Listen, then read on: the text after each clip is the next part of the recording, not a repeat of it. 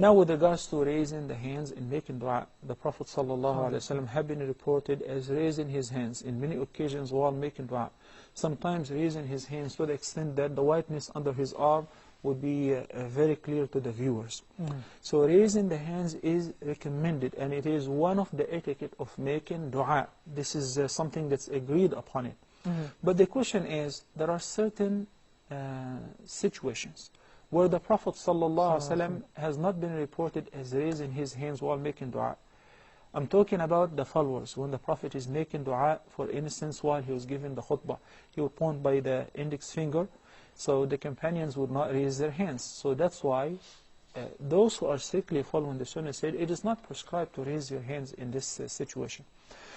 Also, we discussed in details repeatedly that dua is recommended at any time, but there are best times, such as while making sujood, and by the end of every prayer, whether fard or nafil, prior to making taslim, right after you recite the Durood Sharif or at-tashahud or at-tahiyyat, and before making taslim.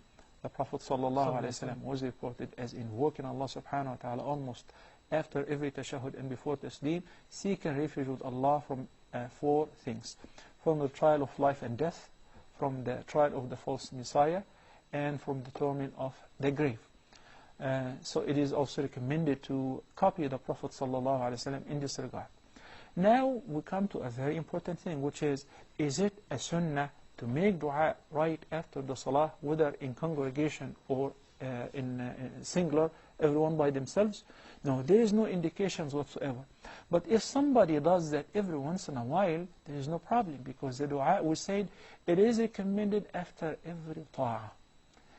Allah subhanahu wa ta'ala ordered us to invoke Him upon completing the manasik of Hajj. فَإِذَا قَضَيْتُم مَنَاسِكَكُمْ فَاذْكُرُوا اللَّهَ كَذِكْرِكُمْ آبَاءَكُمْ أَوْ أَشَدَّ ذِكْرًا فَمِنَ النَّاسِ مَنْ يَقُولُ رَبَّنَا آتِنَا فِي الدُّنْيَا وَمَا لَهُ فِي الْآخِرَةِ مِنْ خَلَاقٍ وَمِنْهُمْ مَنْ يَقُولُ رَبَّنَا آتِنَا فِي الدُّنْيَا حَسَنَةً وَفِي الْآخِرَةِ حَسَنَةً وَقِنَا عَذَابَ النَّارِ. So in these verses, Allah subhanahu wa ta'ala instructs us as what kind of dua should be invoked right upon completing the ceremonies of Hajj. The Prophet sallallahu alayhi wa sallam said, لِلصَّائِمِ عِنْدَ فِطْرِهِ دَعْوَةٌ لَا تُرَدْ. At the time of breaking your fast, the conclusion of a great righteous act, which is fasting, you have an invocation which will not be rejected. It will be honored and answered by Allah subhanahu wa ta'ala. And similarly, and that's why we say the best time to make dua after the prayer is after reciting the Durood Sharif or at-tashahud, and before making the salam, or within the sujood. You don't have to be limited to the 4 invocations, seeking refuge with Allah from the false Messiah, life, the trial of life and death, etc. You can expand.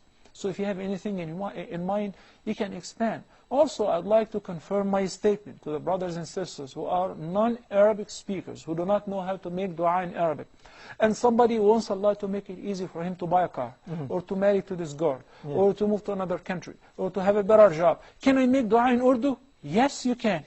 Can I make dua in French? Yes, obviously you can, because Allah subhanahu wa ta'ala said, وَعَلَّمَ آدَمَ الْأَسْمَاءَ كُلَّهَا. So Islam is not only for Arab, nor is it only for Arabic speakers. And even if you don't know Arabic and you're a good, devout Muslim, you only know what is enough for you to offer your prayer and worship Allah properly, you're eligible to enter paradise, perhaps more than others who know the Arabic language perfectly, but they do not perfect what Allah subhanahu wa ta'ala asked them to do. So I'm confirming, you can always make dua in your language if you do not know the Arabic language. And it is always best to memorize a few supplications have been stated in the Quran or by the Prophet sallallahu alaihi wasallam. So brother, if every once in a while you're making dua after the prayer, this is not an innovation. It would be only an innovation if you make it a practice or a tradition that you do it after every salah. Wallahu a'lam.